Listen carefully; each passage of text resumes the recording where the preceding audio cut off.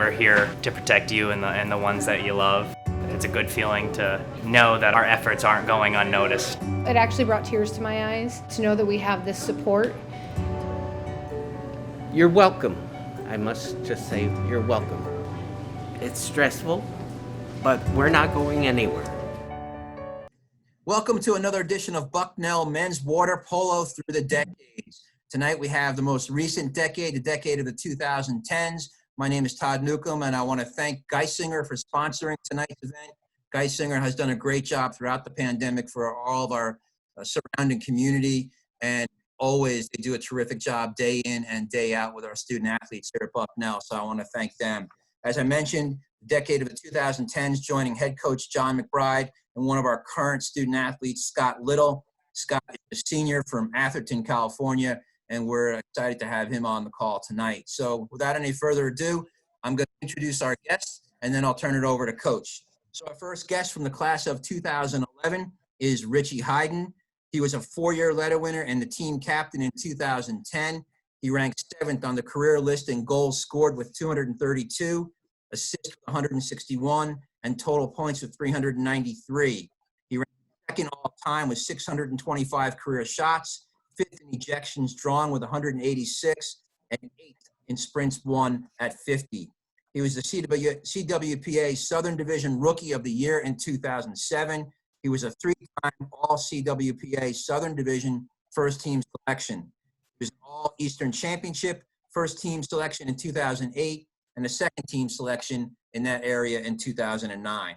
He was also a 3-time Honorable Mention All-American. Richie won the Bradley N. Tufts Award at the Athletic Department's Senior Awards Dinner. Our next guest from the class of 2013 is Brian Barron. Brian was a 4-year letter winner and team captain in 2012. He owns the single-season school record for sprints won with 74 in 2012 and ranks 3rd on the career chart with 159. CWPA Southern Division Player of the Year in 2012.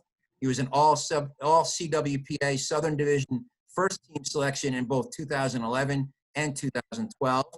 He was an All-Eastern Championship First Team Selection in 2012 and a Second Team Selection in 2011. Honorable Mention All-American in 2012, and an ACWPC All-Academic Selection in 2009. Our next guest from the class of 2014 is Mike Kimble. Mike was a 2-year letter winner and the team captain in 2013.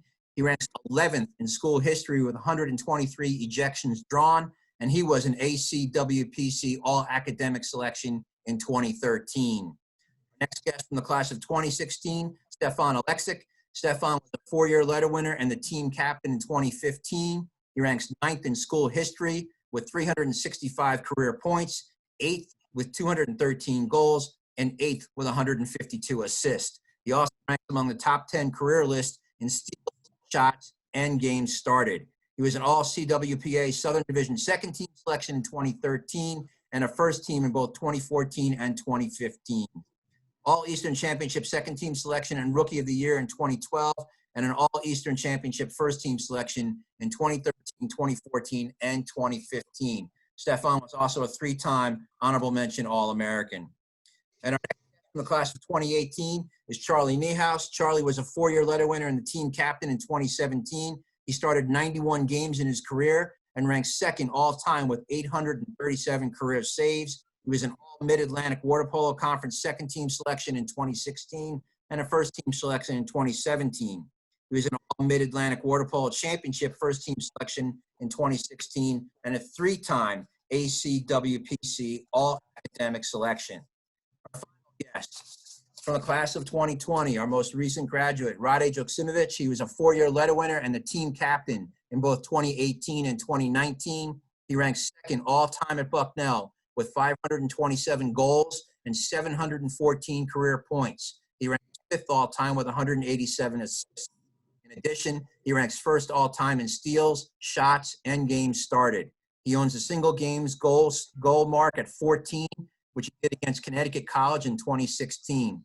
He was a 4-time All-Mid-Atlantic Water Polo Conference First Team Selection, an All-Mid-Atlantic Water Polo Rookie of the Year in 2016, a 3-time All-Mid-Atlantic Water Polo Player of the Year, and a 4-time All-Mid-Atlantic Water Polo Championship first team selection. He's an honorable mention All-American in 2017, a 4-time ACWPC All-Academic selection, and he finished as the runner-up in the voting for the National Player of the Year in 2019. Roddy won the Christy Mathewson Award at the Athletic Department's Senior Award Celebration. So, Coach, you've got a great group. I'm going to turn it over to you. All right, guys, thanks for being here. Before we begin sharing the great memories of your time here at Bucknell, can you update us on your personal life? Where do you live, career, family, etc.? Mike, Kimble, go ahead. Hey, everybody. Mike Kimble here, class of 2014. I currently reside in San Francisco. I'm originally from California, so this was definitely a homecoming of sorts. After college, I worked for AT&T in their enterprise space, selling kind of infrastructure hardware in Atlanta and New York. And then about 3 years ago, I went to Salesforce to continue my career. So I'm in a direct sales role there. So if anyone's interested in the tech sales scene or the West Coast tech scene, please feel free to reach out. Thanks. Charlie?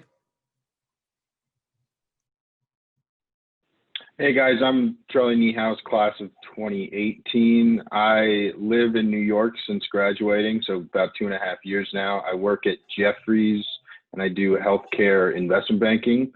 Kind of loving it in New York right now, and anyone who's looking to get into the finance world here in New York, feel free to reach out. All right, Brian?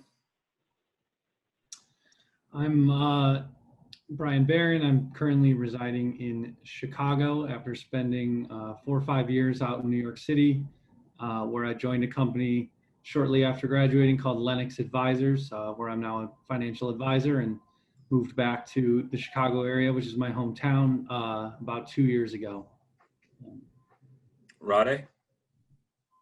Hey everybody, Rade here, class of 2020.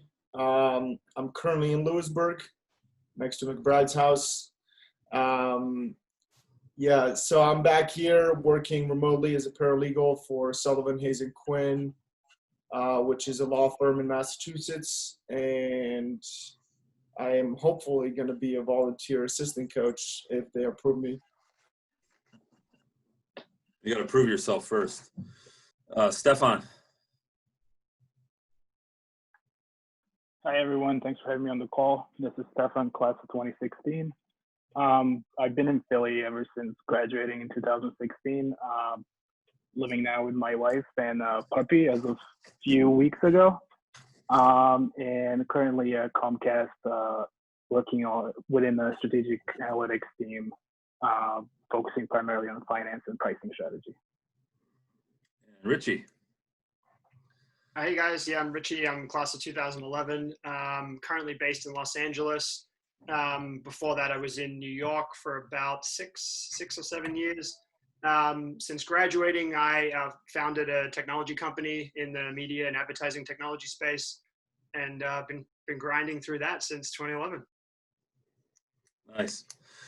So take us back to the beginning and tell us about your recruiting experience and how you ultimately chose to play polo at Bucknell. Kimble. And it can be, you can tell some stories if you want. Just keep them PG-13 about your recruiting experience. All right. It's a good question. I think for a few of us on the call, it's like, 10, 12 years ago. But what I really remember from the experience is, at least a little bit of advice, is you really have to be your own advocate.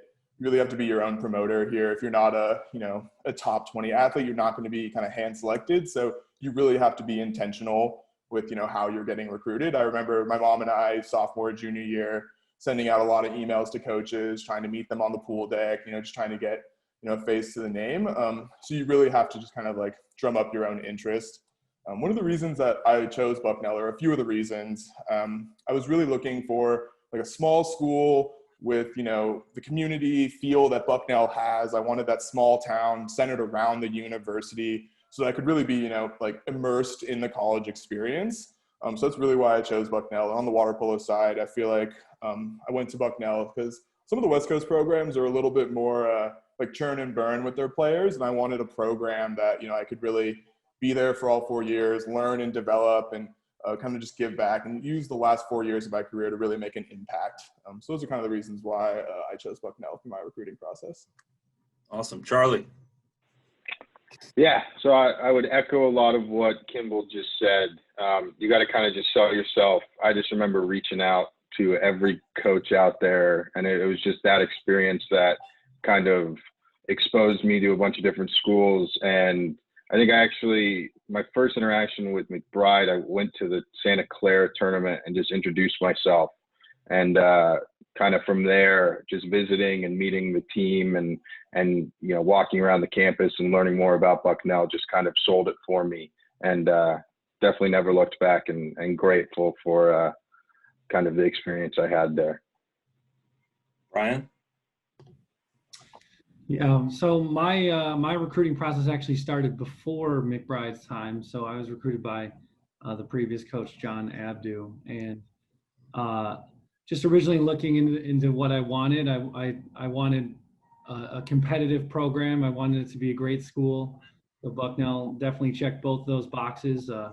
Then I decided that I think that the East Coast was going to be a little bit fit my personality a little better than I think the West Coast. So that's how I ended up narrowing it down there. And then I just remember, McBride was always just super energetic, really enthusiastic, and was just excited about the talent that they had. And he was just, certainly went above and beyond in terms of just making sure that I felt wanted there. And so it kind of became an easy decision. And I guess a quick story was when I was going on my recruiting trip. Wasn't really sure what to expect. And the first thing I remember was in the car ride to the airport, or from the airport to campus, there was a horse and buggy on the side of the road, which was a little bit of a shock. But once I got over that, the Bucknell, everyone on campus and even in the community were all really friendly. The team all seemed to be friends, get along, but they were also really competitive with each other, which is what I really loved. So that's ultimately why I decided. Awesome. Rade? So mine was probably going to be a little bit different than you guys. It's probably more similar to Stefan's, as most coaches only kind of plainly have to believe a document that you send them, your water polo resume or achievements or whatever it is, and guarantee that 100% scholarship or financial aid or whatever. So for us, it was a little bit of a different of a recruiting experience. But with John's faith and ability of Bucknell to give me financial aid that I needed in order to get here, I gladly accepted the offer. And to go back to a funny story was that me and John would very frequently Skype, as that was one of the ways to do it. Zoom was not in back then. And so we would Skype very often, and a lot of times he would talk about a social scene of Bucknell, and I always told him that I don't care about that and that I don't drink and I don't go out. That obviously changed, but he painted a really good picture of how social scene here works and the balance in between sport and life and kind of just social events going on that are very important for any athlete. Stefan? Yeah, so as Rade mentioned, I've shared fairly similar experience. One thing I'll add is that, while talking to other schools, no other coach had such a honest and direct conversations with me, which ultimately tipped it over to Bucknell's side for me. Awesome. Richie?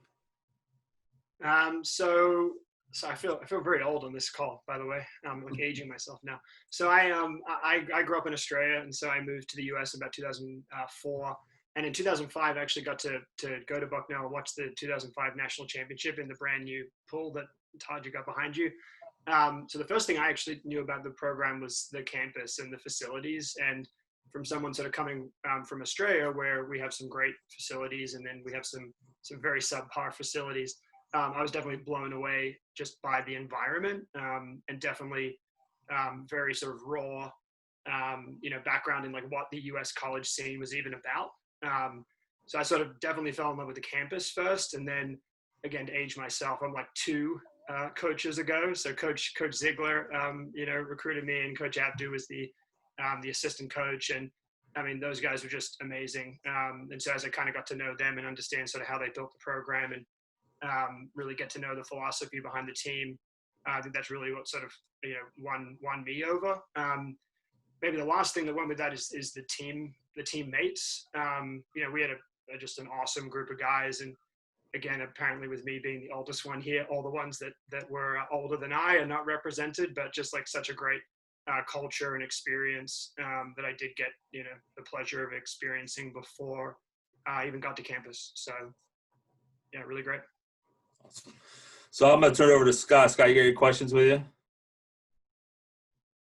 You're on mute, Scott. Well, you're a computer science engineer. You should be able to figure out a button or two. Yeah, you'd think, but yeah, these things are harder than they look. So yeah, I've got a couple questions for you guys. First off, what advice would you give me or any of the other players that are in our program today about the college polo experience here at Bucknell? Go ahead, Kimble. Yeah, this is a good question. I think what we're all going to tell you is to cherish it, right? This is, a phenomenal time in your life, and it's a really great learning experience where you learn a lot about yourself. And you will leave Bucknell with, a few best friends for life. So I think it's just a phenomenal experience that a lot of, people don't get. So I'd say just cherish it. You're extremely lucky. And then another thing I would say, kind of to the counterpoint though, is a lot of people will tell you that these are your best days, but I would disagree. And I would say that your best days are not behind you. And that, your 20s are going to be fantastic too. It's a really fun time in your life. And just continue working just as hard as you have. And enjoy every second of it. It's nice to hear as a senior, now that my college days are dwindling, that it can still be fun afterwards. Well, I tell you guys all the time, the best time of your life starts the day you graduate. Those 4 years from 22 to 26, man. Yeah, 100% agree. Charlie. Yeah, definitely echo what Kimble said, but, just take advantage of your time with like the rest of the team. I mean, I currently live with two other guys that I kind of went through the program with, and they really do become like some of your best friends. And so those relationships that you form during your 4 years on the team are really special. And just, everyone that I played with, whether they were older or younger than me, we all stay in touch. And, those are the things that I really appreciate. Brian? Yeah, I think you're going to get a lot of the same sentiment from everyone. But yeah, I mean, definitely enjoy it. I mean, it's like McBride and Kimble have said, the real world's not so bad. It's still pretty fun, but it's, it's definitely different. Once water polo, once your career is over, there's glory days tournaments you can try to go to and have fun at, but it is over. So definitely enjoy it. Enjoy the time with your teammates. Like Charlie said, they're some of my best friends today as well. So, definitely have fun, push each other. But yeah, that's pretty much what I want to say. Also, if you're in shape, try to stay in shape. Pretty easy to lose it. If you're in shape, yeah, that's the hard part. That might be the best advice given yet. It goes away quick. Rade. Yeah, echoing what the guy said, kind of appreciate the moments there. I would go more on the water polo side rather than just the life side. Appreciate the practices, the gruesome little practices that everybody hates. The 16K swims because of the punishment or whatever it is. Appreciate those times because they fly away, and rather than counting them down because they suck, count them down because after you're done, you're never going to have those again. So just appreciate them. Stefan. Yeah, not much to add there except that enjoying being a part of a team. Once you're done with school, when you start working, team doesn't mean the same thing as it did before. And you can do all the things that you've done with your buddies there at Bucknell. So definitely take advantage of that. And Richie.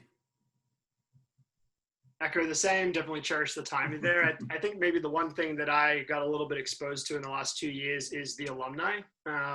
So we had some really, and still do have some amazing alumni. And, myself and a couple of guys in my year, like Sean Coughlin and Howie Coulter and others, like we spent a lot of time with alumni and learned a lot about, their sort of journey post-college. And I think for me specifically, kind of going down the entrepreneur route, like straight out of school with no experience, I was very fortunate to have, really, really strong alumni that I definitely like tapped for a lot of things in the first few years, whether it's ideas, conversations, relationships, introductions. So there's a really, really strong Bucknell mafia out there, and especially in the very narrow world of ad tech.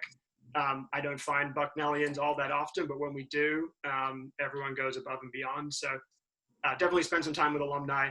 And then I think to the stay in shape and like swim, I think like maybe me, probably all the same for you guys. We're not really built for the land. So like running, like hell no. So enjoy like having a pool and being able to go to it and actually like work out. Cause I don't know about you guys. I don't think I've swam since like February. And the body's breaking down a little bit over here for running. So enjoy it.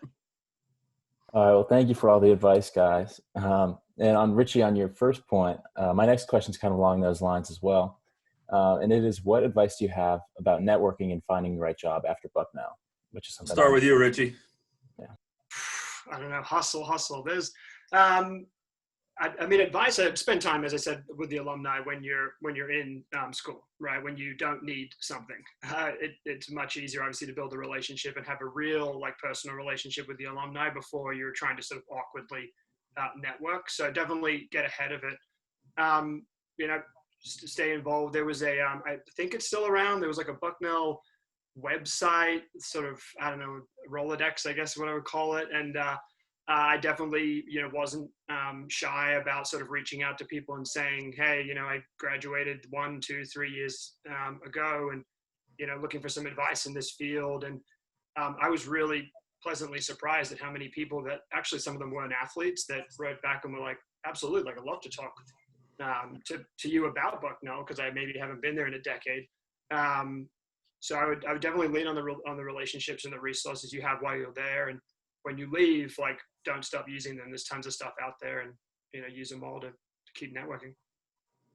Richie, how much networking have you done with players that were maybe on other teams or guys you competed with in the pool because the sport's so small? How much of that networking continues after Bucknell? Oh, a ton. I mean, I still play for the New York Athletic Club. So I've been playing for the AC for 13 or something years now. So it's a very small world. So you kind of realize guys that, you might have gotten scuffles with, I might have had a couple in my 4 years that are now teammates. So I actually spend a lot of time with Polo guys. And when I was in New York, we'd have practice every Tuesday, Thursday, mostly a mix of East Coast guys and West Coast guys. And then out here in LA, we've got a pretty strong sort of staple that you can basically play every day here, just depending on your schedule. And it's a huge mix, again, East Coast, West Coast. So yeah, still going strong. Although again, I'm on the older side now, so I gotta sharpen things up a little bit. Stefan. To that I would add, take advantage of the Career Development Center, all the job fairs, as well as the webinars. I know Bucknell is doing a ton of webinars now during lunch hour where you can meet people from different industries or different classes. So definitely take advantage of that. Rade, since you're a newbie, Rade, we'll hear your. Well, right now, besides not echoing other people because I feel like that's boring. Right now, what I'm trying to do is learn golf, because I heard that plenty of people that I've talked to on both men and women have said, "Oh, let's go golf," and I'm like, "Nope, I'm very bad at it, to say the least." So I'm trying to definitely, once I get my set of clubs, I'll be able to go and kind of improve my skills so I can network a little bit better. I would second that. I'm like a decade out of school, and I just figured that out just now. So my 2020 goals are play more golf and travel less. So I'm doing pretty well on one of those. Those are good goals. Good goals to have. Let's team up, Richie. Hi, Brian.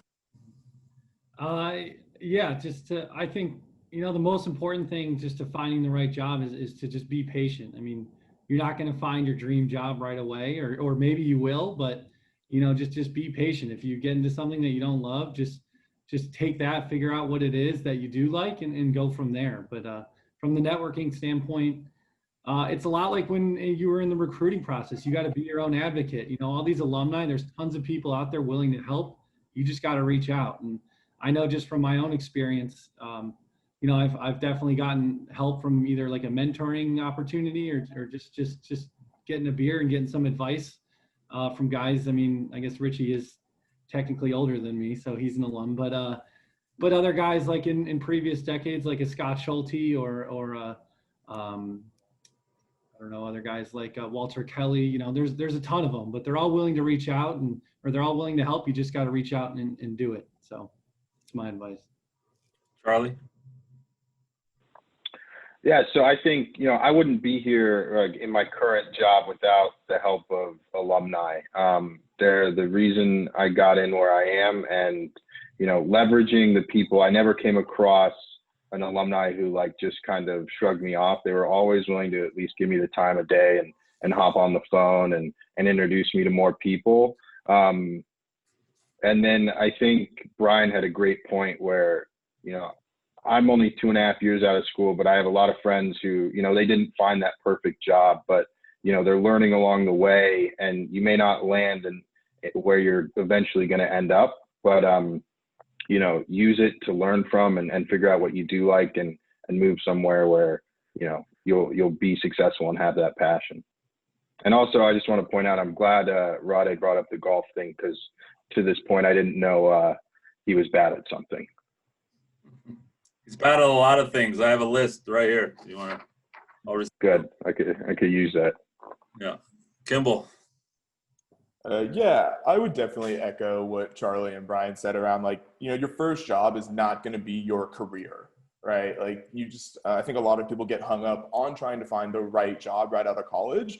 When really I would just focus on trying to get any sort of experience you can, try to learn transferable skills, and also learn that it's okay to fail in your first job, right? It's okay to make mistakes. It's okay to ask for help. I think those skills, coming in humble, willing to learn, is more important than actually nailing the first job or getting a dream job, right? I think those skills are going to be really what's going to take you much farther than getting that job right out of college.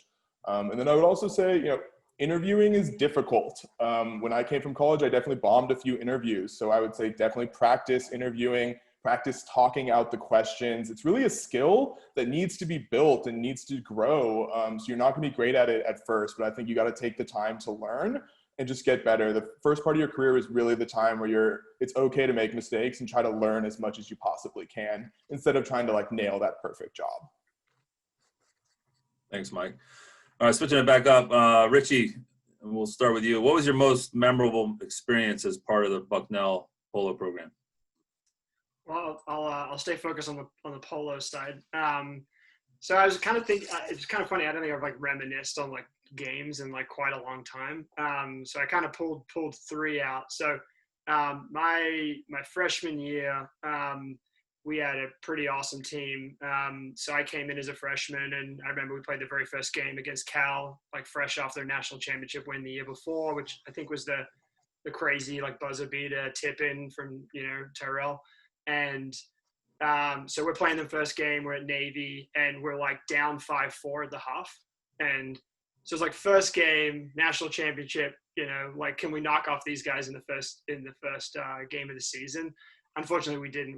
They pulled away in the second half. But that season as a whole was kind of epic from a freshman year perspective. I think we were ranked 7th in the country or something like that, and I think we knocked off Pacific in the second game right after that by 12 goals or something like that. So really amazing group of guys that were in that team, and definitely a pretty surreal start to a career.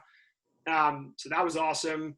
The second one was I don't know if you guys still do it. We used to play Princeton at home on Friday nights of whatever that first home. No, it's a bummer. So we used to pull the Greek life as we all know is kind of epic at Bucknell. So we would pull, I don't know, I used to say it was 10,000 people, but we can't fit 10,000 people in the stands. So I think it was more 1,000. And the atmosphere for this Friday night game was insane. You could hear nothing every single game. I mean, Princeton hated playing it, didn't want to, I think they stopped playing that game probably because of this. But that same freshman year, we went to like quadruple overtime. There was no penalty shootouts like back then. So you just kept playing and playing. So, and we did win that. That was pretty amazing. And then my senior year, we got to host Easton's, which was also pretty awesome. I guess we had like a general thread. We keep losing to St. Francis in like the semifinals, like every single time. So unfortunately, we didn't get over them then. But amazing experience to sort of host an Easton's at home, and I don't know, maybe in a good fashion. I got a red card in my last game, which for the record was my only red card. But I think I wrapped up my college career like in the stands with Abdu, which was kind of cool. So. Yeah. We got to see Abdu's air horn skipping abilities too. Yeah. He was throwing it. He wasn't throwing it in any general direction. So. Yeah. Yeah, those were a couple PG ones. Yeah. Stefan. Yeah, for me, I guess one of the more memorable ones were the trip abroad. I guess my junior year, we had a chance to travel to Serbia and Greece, and it was pretty cool because the guys got to see where I grew up and where I trained and played. And then they also got to meet my family, and obviously my family got to meet them. And one night we had a chance to go out to a bar, and Rasha and I were just babysitting 12 guys at the bar in the middle of Belgrade. So that was a fun one to say. That's a pretty watered down version of what happened, but I appreciate it. Thank you. Rade. I wish we were as good as Richie and brought 1,000 people into the pool. If we get 100 in right now, that's an amazing time. But I think most memorable probably would be this past year, everything that we've done. Something that will stick with me the most is losing to GW my junior year, probably because the negative stuff sticks to you the longer than the positive stuff. But this past year, I think my outshine in the long run, getting the revenge in GW, going to NCAAs, and kind of getting that burden off of our shoulders. Yeah, I think that would probably be the most memorable season and experience as well. Brian? Yeah, I think one of the ones I thought of was Richie saying just the night weekend home games were always really fun. They were rowdy and loud, and everyone hated playing there. And we usually did pretty well. But I think a specific thing would have been my senior year when we made the Eastern Finals. The result wasn't really the best part. Fortunately, we lost in overtime to, like Richie said, again, St. Francis. But it was the first time we had made advance to the finals, and the newer guys, it's a little different than it is now. So it was a different path to get there. So it was the first time since like the early 90s we made it, and we fought hard. It was a great group. It was Stefan's freshman year, which was fun, and I also got to share in it with one of my best friends who I also played polo in high school with, Matt Napleton. But the last thing for me was that we never lost to Fordham in my 4 years, and my twin brother played there, so I have bragging rights for life there. So that's pretty good. I thought that the win over George Washington at Southerns was. Yeah, I was so tired, I barely remember the end. You scored the winning goal. I almost died that night. Yeah, we wouldn't have been to Easterns if you didn't score that goal. That's true. That was awful. Charlie. Yeah, so a couple things. I'll piggyback off of Stefan's comment about the trip we took to Serbia and Greece. What he left out, though, was the most memorable part was the punishment set we had the next morning on the beach in Greece, which was quite the opposite of the night we had. And then I think as far as a polo accomplishment would go, is probably my junior year when we won the CWPAs, which was just kind of a nice culmination of getting kind of winning at home, and then also memorable because we had a great night and we ended up in the principal's office the next morning, which was another good memory. And then the only other thing I add is I always loved the preseason work when the whole team would get together and kind of every year meet somewhere, whether it was California, which it usually was, and kind of the bonding, bringing the new first years in, and just the whole team being together and kind of,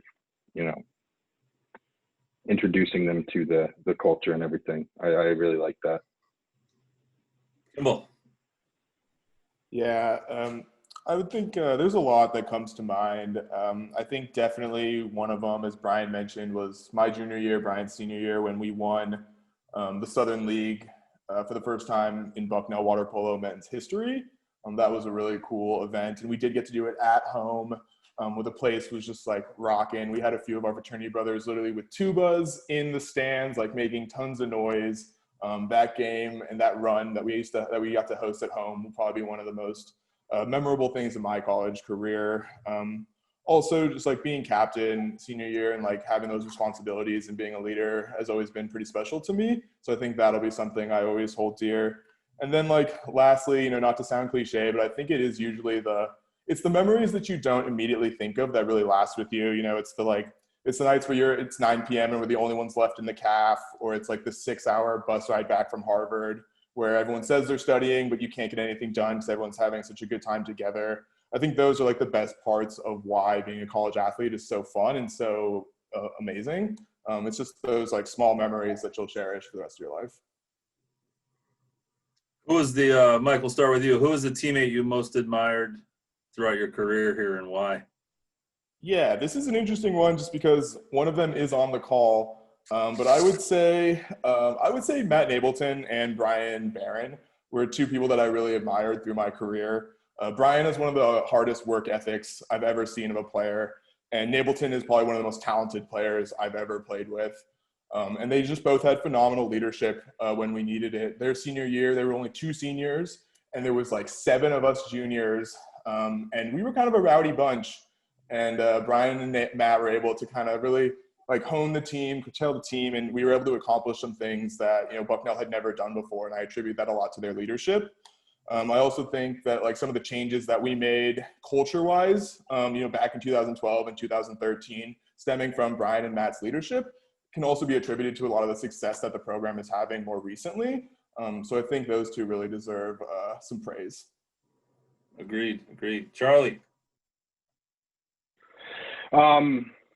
I would have to go with a pair as well. I always looked up to Stefan and Jed, actually. I think they brought something to our program that was pretty special and kind of, they had an incredible friendship. But, when I first joined the team, I always kind of looked to that junior class as kind of the leaders of it. And I just always, their kind of leadership and kind of helping me guide the waters was something that always stood out for me. So thank you, Stefan.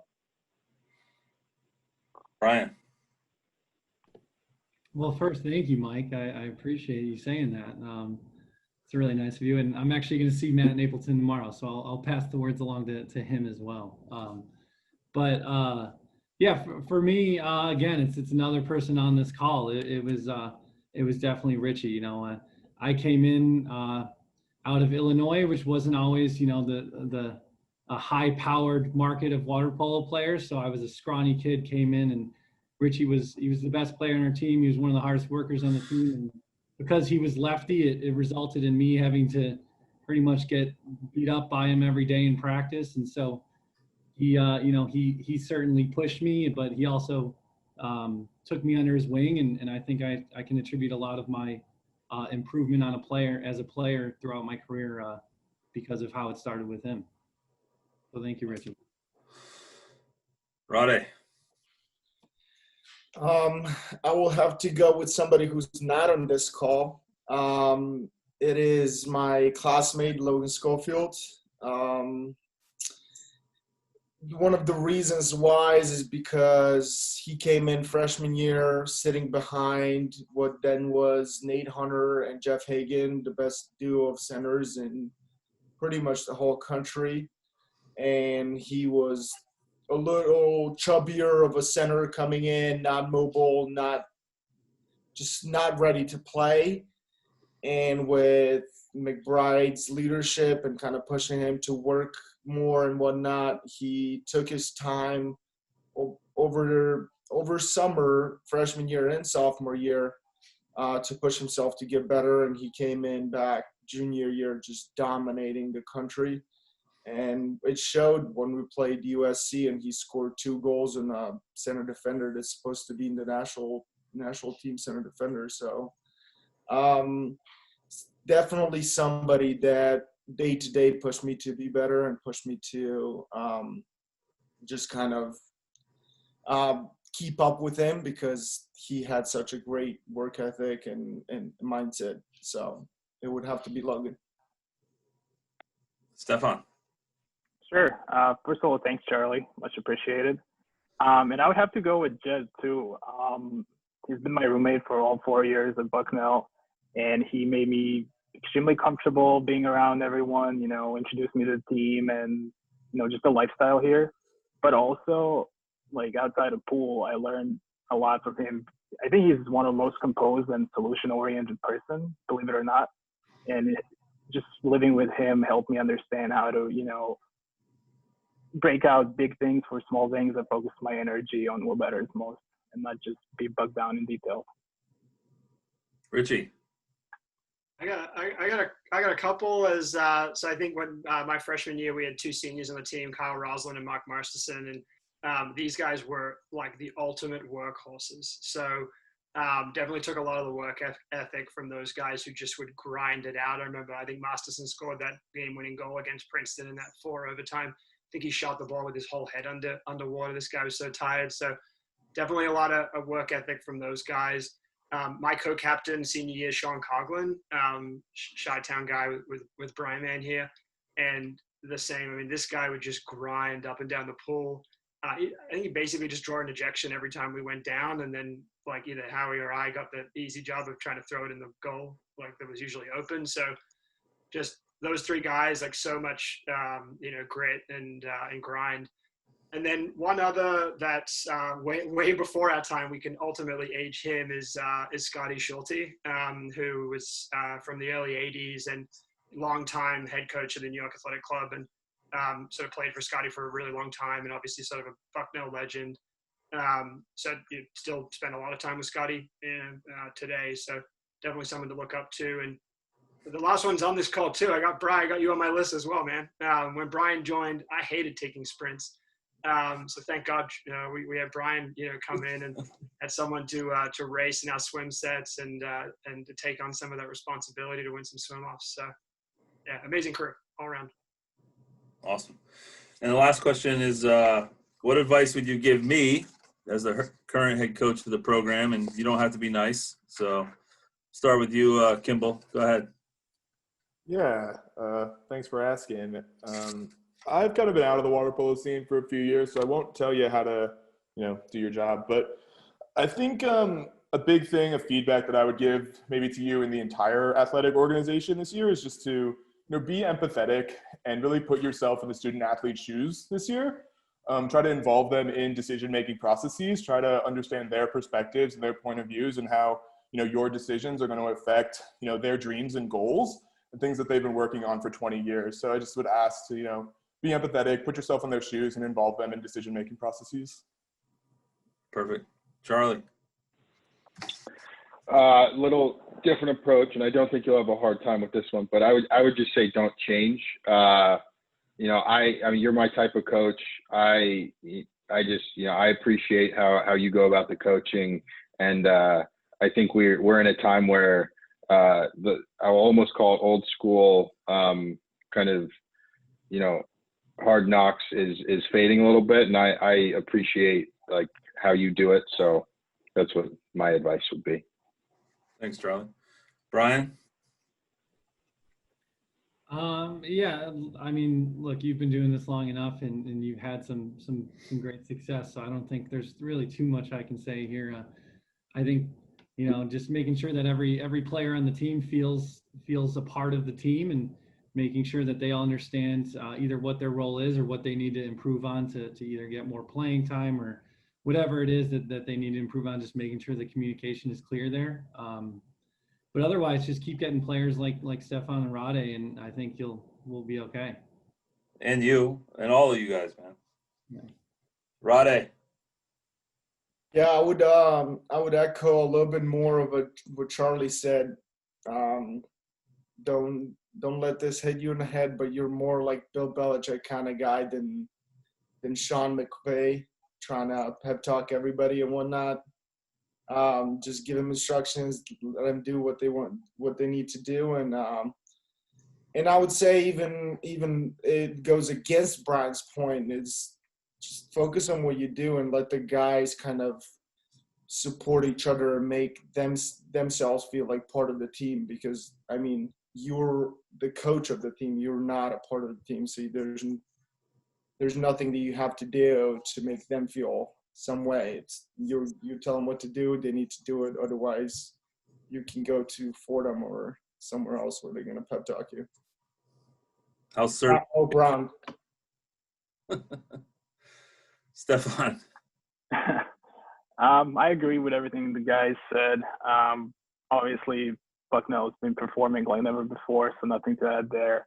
I will say to continue to recruit character rather than just a skill, because I've noticed that although our team, when I played at least, maybe it wasn't the best skill-wise, we were best friends out there and we were very cohesive while we played. So I think that's where the success came from. All right, awesome. Richie. Yeah, I won't critique your coaching or anything on the team. I mean, the team's obviously been crushing it. Obviously, I think the recruiting and the culture that you've been building since you've been there is like second to none. And I think it shows by the banners that are up there that, obviously as someone in their 4 years, we didn't put a banner up there. So like it means a lot to put one up there. And I think you guys are doing an epic job. I'd say the one thing is, as again, being the old guy, like stay close with the alumni. Bucknell's a long way away from some of us.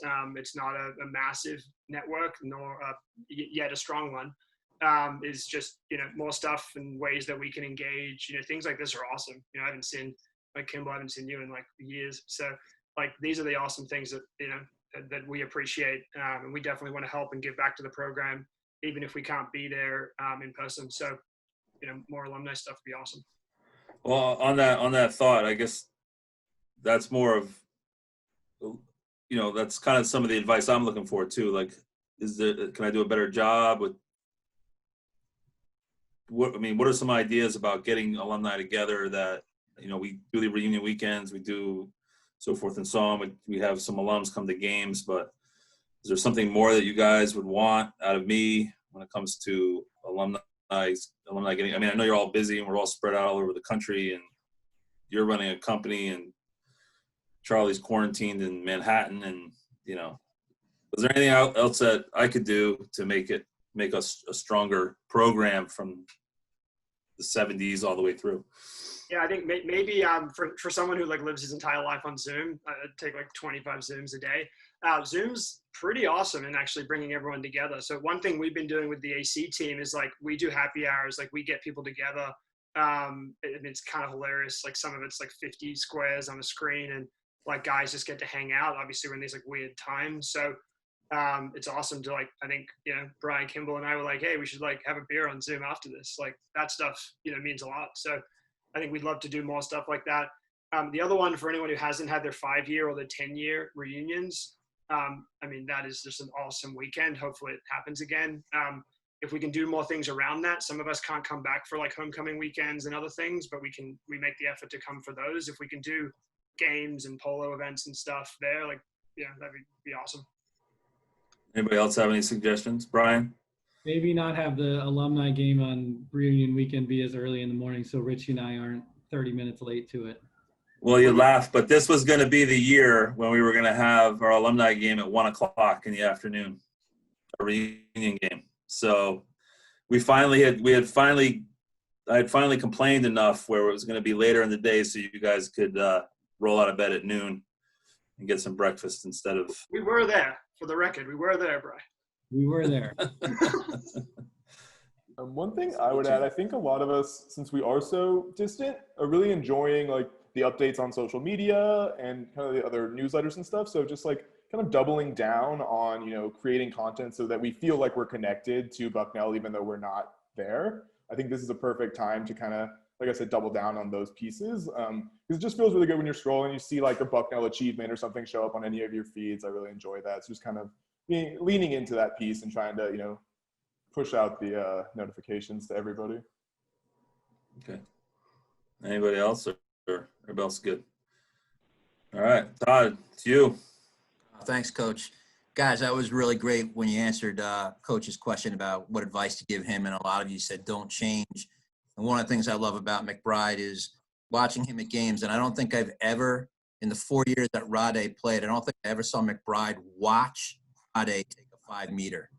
He would sit down in his chair and not watch the entire time until the play was over.